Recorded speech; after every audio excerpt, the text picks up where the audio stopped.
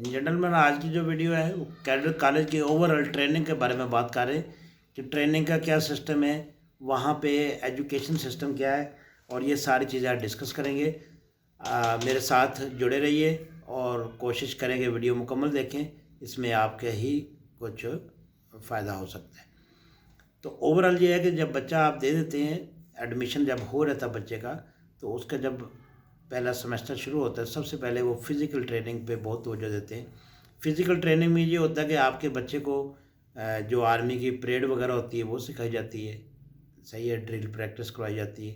उसके बाद आपको पीटी जो है वो करवाई जाती है बच्चे को, यानी स्पोर्ट्स करवाई जाती है जिसमें बच्चा इंटरेस्ट रखता है। कोई फुटबॉल खेलना चाहता है, कोई क्रिकेट खेलना चाहता है, या कोई बैडमिंटन खेलना चाहता है, जो भी है सारी जो फैसिलिटी है वहाँ पे मौजूद होती है।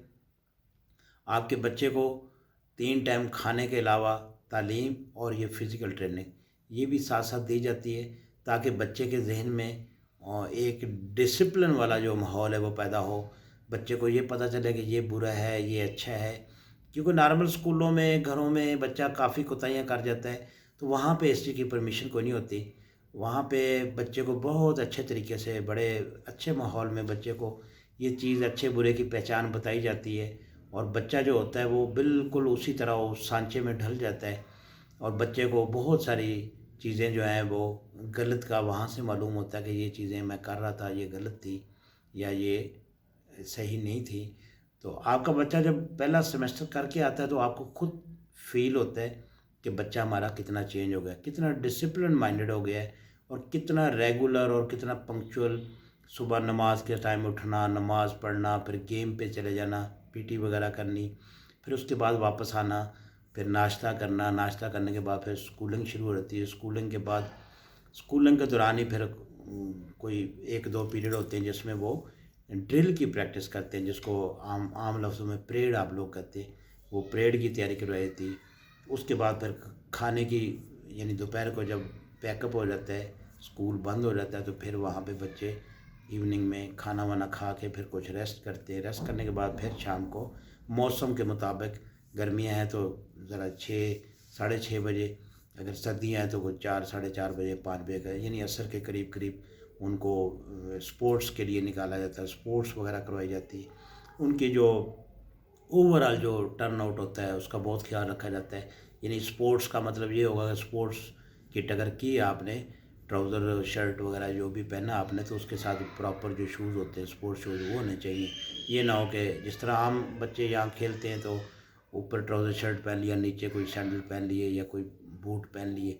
ऐसा नहीं होता। वहाँ डिसिप्लिन के हिसाब से बच्चे को ये चीज़ें सिखाई जाती है कि अगर आपने मेस की ड्रेसिंग करनी तो वो कैसे करनी है, टाई लगानी है नहीं लगानी, शर्ट कौन सी पहननी है, शर्ट कैसे पहननी है, पैंट कैसे पहननी है। ये सारी ट्रेनिंग जो है आपके बच्चे को वहाँ कैडेट कॉलेज में दी जाती है।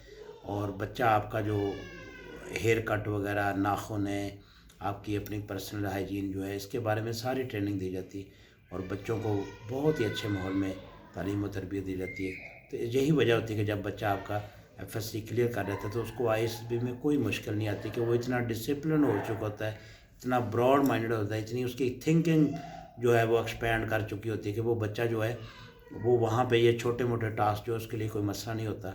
आम रूटीन में आप देख लें कि आपका बच्चा जो है अगर एफएससी पढ़ के आ गया है तो उसको आप कह दें कि किसी चीज़ पे एक ऐसे लिख दे छोटा सा, तो उसको लिखना बड़ा मुश्किल हो जाता है।